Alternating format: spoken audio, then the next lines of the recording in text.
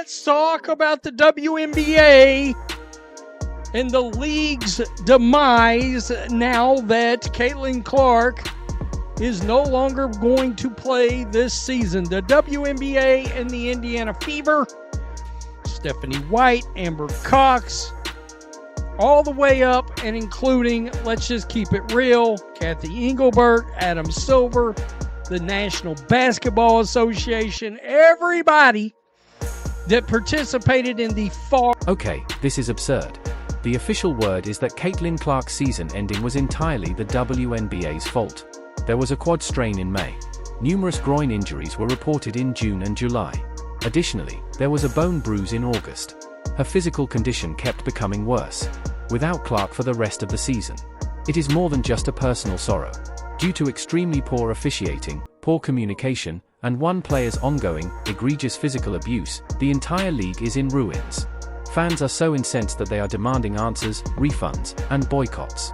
In essence, cricket was the league's response to all of this. In just 13 games, how could they have let their best star fall apart? How in the world does Commissioner Kathy Engelbert feel about any of this? Please share your thoughts in the comments area if you think the WNBA is exclusively to blame for this disaster. Hurry up. Caitlin Clark, out for the remainder of the 2025 season, something we all think we knew was coming after what Stephanie White said earlier today. We couldn't be too sure until we see it for ourselves.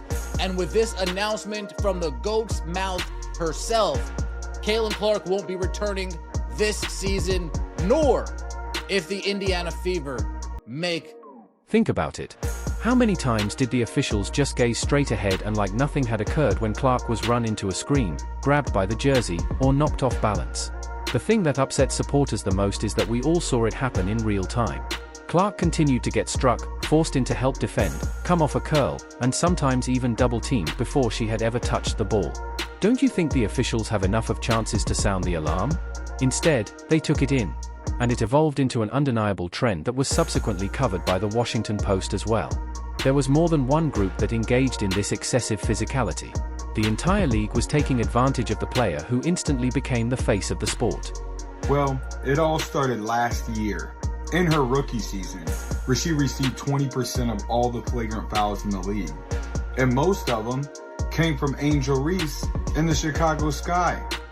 And these weren't basketball plays. They were not only fouling her, but they were getting up, laughing about it, laughing about Caitlin Clark getting assaulted.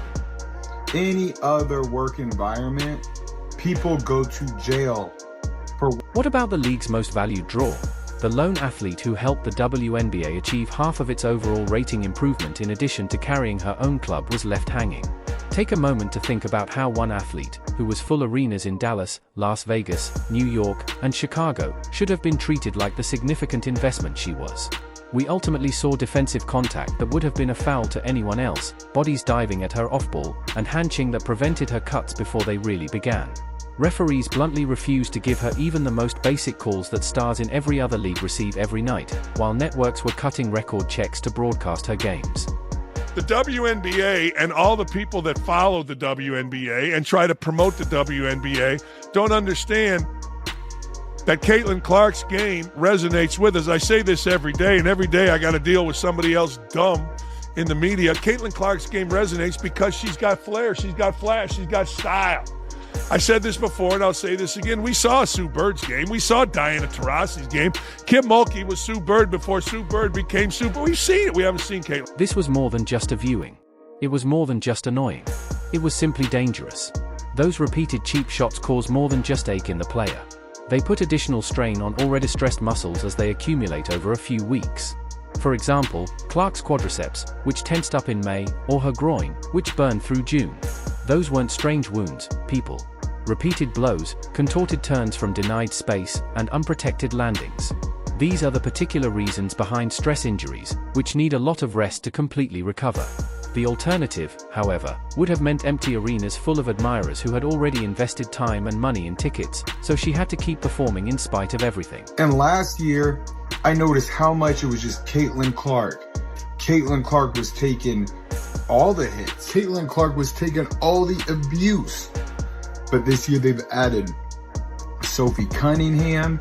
She gets more flagrant fouls on her than anybody in the league besides Caitlin Clark. And Aaliyah Boston, she's been taking hits as well. But the worst thing is the consistency. So they don't call flagrant fouls, or most of the time, Caitlin Clark could be held for an entire game at a time. They don't call fouls. They don't call common. Many just call it hypocrisy because of this. The WNBA essentially begged for reports about record ticket sales, massive retail orders, and brand new sponsorship deals, with Caitlin Clark at the center. To protect the player who was in control of all those payments, they wanted to act as though she was simply another novice when it came to the most fundamental and significant task. But in actuality, she wasn't, and letting her get thrashed night after night did more than just put the game's result in doubt. It put the league's survival and the season as a whole in grave danger. The folks that cover the NBA, these people that play in the NBA, these people that cover the NBA, there, I said these people, all of you, black, white, green, purple, why don't you understand a very simple thing? Her game is dynamic. Like Diana Taurasi was like a jackass to Caitlin Clark. Why? Her game is what people are drawn to. And then you go to the personality. Her game is different than any WNBA woman ever. And she wins, and she shoots from deep. It's no different than... Sometimes you can't believe something unless you see it. Isn't that correct? What will happen if your golden goose stops playing? Or what happens when the league doesn't call fouls and your best player limps instead of running the floor? However, we now know that the referee's egregious negligence resulted in more than just one box score. It set the stage for Caitlin Clark's collapse towards the season's conclusion. Moreover, the criticism that started on the court didn't last long. It spread like wildfire. Was Caitlin Clark's sophomore season doomed from the first preseason practice? It sure feels that way now. Went back to training camp in May. Her quad cramps, which most athletes would immediately rest to avoid further harm, have already been reported. She was presented as the center of attention for every possible exercise, gathering, and advertising campaign. Less than 2 months later, this problem developed into a severe groin complaint. The right side of that groin had completely torn by July, and the news that no one wanted to hear came next. For Clark, the year was finished. The story of how we got there is told more than once. Due to a series of decisions, she never truly had a chance. I mean, it's a gut punch that basically encompasses an entire season of them. The Fever have lost so many players to injury, but obviously none bigger than Clark. And there was such a wait for this second season after her magnificent rookie season. And then, you know, the anticipation of her possibly coming back, only for that not to happen, takes a lot of air out of the room, obviously takes a lot of energy out of the fans, and is a devastating blow for not just the Fever and the W. It is particularly aggravating that she never really had a stretch of games where she was fully healthy. She was characterized as day-to-day at least 3 times, and each time the phrase precautionary was used, ostensibly to reassure.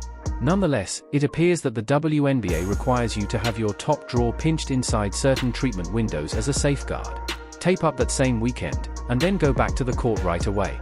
It was like watching someone try to sprint on one leg while being continuously reassured that they were fine, to be honest.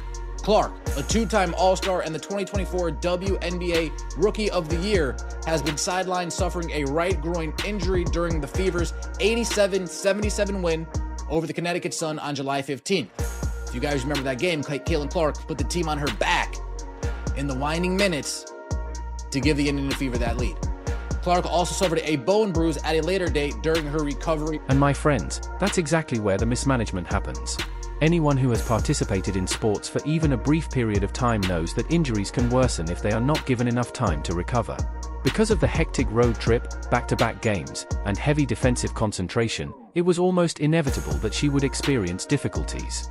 Her restricted appearance had to be known to her coaches. She was seen grimacing through minutes that she shouldn't have taken. Her driving obviously slowed down, and her edits were lacking. Clark wanted to play, but the medical staff's job was to keep her safe, and they definitely failed to do so. Caitlin has worked so hard throughout this time, doing everything possible to recover and return to the court, but ultimately, time is not on our side, said Indiana Fever COO and GM Amber Cox. While we will continue working with Caitlin and provide her with every resource we have available, there is not enough time left in our season for her to safely return, and her long-term health and well-being remains our top priority. We are looking forward to having her back at full strength to start the 2026 season. Clark appeared in 13 games during the regular season, averaging 16.5 points, 8.8 assists, and 5 rebounds per game, while helping lead the team to the 2025 WNBA Commissioners. Kane has worked really hard this time, making every effort to recover and return to the court. However, Amber Cox, the COO and general manager of the Indiana Fever, stated that time is ultimately not on our side. Although we will continue to work with Kane and provide her with all of our resources while we wait, there is not enough time left in our season for her to return safely. Furthermore, our first priority is her long-term health and well-being. We hope that she will be fully recovered in time for the campaign in 2026. Clark averaged 16.8 assists, 5 rebounds, and 16.5 points per game in 13 regular season games, helping to guide the team to the 2025 WNBA Commissioners' Cup Championship. In order to have a possibility of returning, take into account how many hours she claimed to be working. Attempting to strengthen everything related to that injury for countless hours in the gym just to have to start over. On the other hand, fans were deluged with speculation on the probable return date. But inside the locker room, it was painfully obvious that her body wasn't responding as it ought to have. The public was being kept on the hook as stadiums advertised Clark's away games and fans eagerly bought tickets in the hopes of seeing her. She was never quite at her best. And it aches so much to be so far away. And this is what Caitlin wrote. I had hoped to share a better update, but I will not be returning to play this season. I spent hours in the gym every day with the singular goal of getting back out there. Disappointed isn't a big enough word to describe how I am feeling. I want to thank everyone who had my back through all the uncertainty. This has been incredibly frustrating, but even in the bad, there is good. The way fans continue to show up for me in the Fever brought me so much joy and important perspective. I'm so proud of how this team has only gotten stronger through the adversity this year. Now it's time to close out the season and claim our spot. Does her well-being come before revenue, then? To be honest, it's quite hard to see it any other way. She was crucial to the Fever's capacity to pack stadiums. She had a major role in raising the WNBA's TV ratings. But nobody applied the brakes when the warning lights started flashing erratically. As a result, Caitlin Clark escaped death in an odd accident. She collapsed after just 13 games as a result of a run of incredibly bad choices throughout the season. And that slide wasn't the only thing that ended her career. Along with it, the league's entire financial momentum collapsed. The injury that ended Caitlin Clark's season was then finally discussed by Kathy Engelbert. Supporters realized then that something was actually amiss. The commissioner of the league was juggling what might have been the worst player health crisis in recent history, but rather than coming from a true leader who was sincerely thinking about how awful what had happened was, her letter seemed more like it was produced by a corporate public relations team. It was the height of vague, artificial optimism. There was very little recognition of the league's expansion and no concrete admission that the refereeing mistakes and the obvious lack of player protection had anything to do with what fans had just witnessed.